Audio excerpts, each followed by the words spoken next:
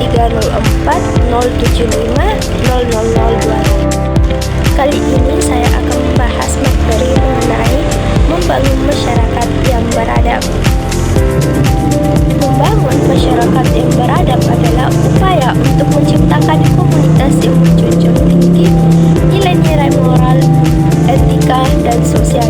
Proses ini tidak hanya bergantung pada penggunaan fisik seperti infrastruktur, tetapi juga memerlukan pembangunan karakter manusia.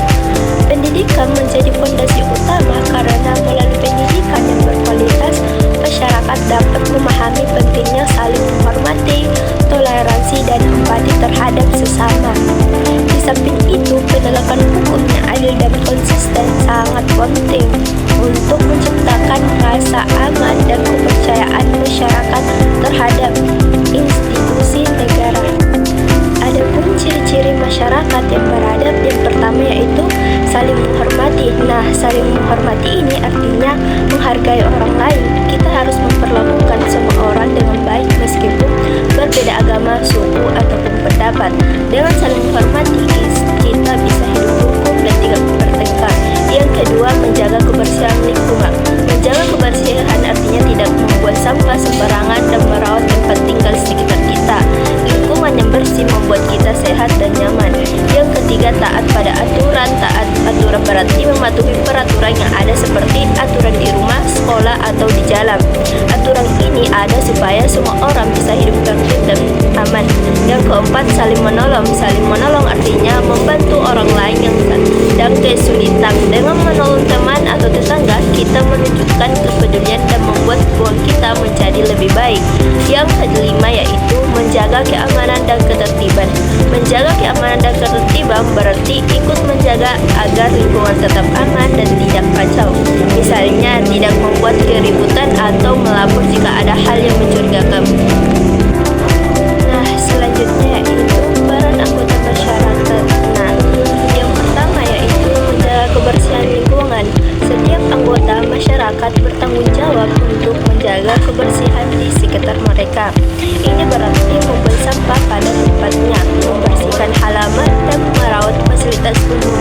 Lingkungan yang bersih akan membuat hidup lebih sehat dan nyaman. Yang kedua yaitu mematuhi aturan. Semua harus mematuhi aturan yang dibuat baik di rumah atau sekolah maupun di lingkungan sekitar. Aturan membantu kita hidup tertib dan aman. Misalnya aturan lalu lintas, membantu mencegah kecelakaan. Yang ketiga yaitu saling menolong. Anggota masyarakat harus saling membantu, terutama jika ada kesulitan, misalnya membantu tetangga yang sakit atau menolong teman yang kesulitan. Memahami pelajaran, saling menolong, menciptakan hubungan yang erat. Yang keempat, menjaga keamanan setiap orang. Memiliki tanggung jawab untuk menjaga keamanan lingkungan, misalnya dengan tidak melakukan hal yang biasa membahayakan orang lain, melaporkan hal mencurigakan kepada orang dewasa atau pihak berwenang. Yang kelima, berpartisipasi dalam kegiatan sosial. Ikut serta dalam kegiatan sosial berarti aktif mengikuti kegiatan bersama di lingkungan seperti gotong royong, perayaan hari besar, atau kerja bakti sosial. Ini membantu mempererat hubungan antara warga untuk membuat lingkungan lebih nyaman untuk ditinggali. Adapun berlaku sopan, yang pertama yaitu mengikuti kegiatan kerja bakti di lingkungan sekolah. Mengikuti kegiatan kerja bakti di sekolah adalah salah satu bentuk berlaku sopan yang menunjukkan kepedulian terhadap lingkungan kerja bakti. Biasanya melibatkan membersihkan halaman, menyapu kelas, atau merapikan tanaman sekolah. Dengan ikut serta dalam kegiatan ini, siswa menunjukkan rasa tanggung jawab dengan semangat gotong royong. Selain itu, mengikuti kerja bakti juga membantu menciptakan suasana sekolah yang bersih dan nyaman untuk belajar. Perilaku ini mencerminkan rasa hormat terhadap guru, teman, dan lingkungan sekolah. Yang kedua, tidak membuang sampah sembarangan. Membiasakan diri membuang sampah pada tempatnya adalah contoh perilaku yang sopan yang sangat penting. Perilaku ini menunjukkan bahwa seseorang peduli dengan kebersihan lingkungan. Jika sampah dibuang sembarangan, lingkungan akan menjadi kotor dan tidak sehat, serta dapat menimbulkan penyakit dengan tidak membuang sampah sembarangan. Siswa ikut berkontribusi dalam menjaga keindahan sekolah dan lingkungan sekitarnya. Perilaku ini juga menunjukkan penghormatan terhadap aturan yang ada seperti peraturan tentang kebersihan di sekolah. Yang ketiga, membantu teman yang kesulitan dalam pembelajaran adalah perilaku yang sopan. Yang lainnya adalah membantu teman yang kesulitan memahami pelajaran. Misalnya, jika ada teman yang sulit mengerjakan soal matematika, siswa dapat menawarkan bantuan dengan cara menjelaskan langkah-langkahnya. Tindakan ini menunjukkan kepedulian dan empati. Selain membantu teman, perilaku ini juga mempererat hubungan persahabatan dan menciptakan suasana belajar yang saling mendukung. Sikap saling membantu membuat lingkungan belajar menjadi lebih nyaman dan menyenangkan bagi semua orang. Adapun manfaat masyarakat beradab yang pertama yaitu lingkungan yang damai dan harmonis. Masyarakat beradab menghargai perbedaan dan hidup rukun. Ini menciptakan lingkungan yang damai tanpa konflik atau kekerasan. Yang kedua yaitu kehidupan lebih nyaman dan aman dengan aturan dan norma yang dijalankan.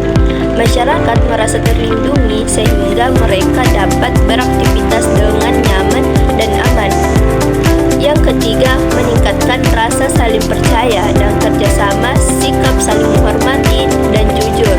Membangun kepercayaan antar warga, kerjasama dalam berbagai bidang seperti gotong royong menjadi lebih mudah. Yang keempat, lingkungan menjadi bersih dan sehat. Masyarakat yang sadar pentingnya kebersihan akan menjaga lingkungan tetap bersih, mencegah penyakit dan mencegah kesehatan bersama. Yang kelima, kesejahteraan bersama. Tercapainya dengan terciptanya kerukunan, keamanan, dan kebersihan, masyarakat dapat hidup lebih sejahtera baik secara ekonomi, sosial maupun spiritual. Selanjutnya, contoh berlaku masyarakat yang beradab. Yang pertama yaitu menghormati orang tua, guru, dan pemimpin. Yang kedua yaitu memberikan tempat duduk kepada orang tua di transportasi umum.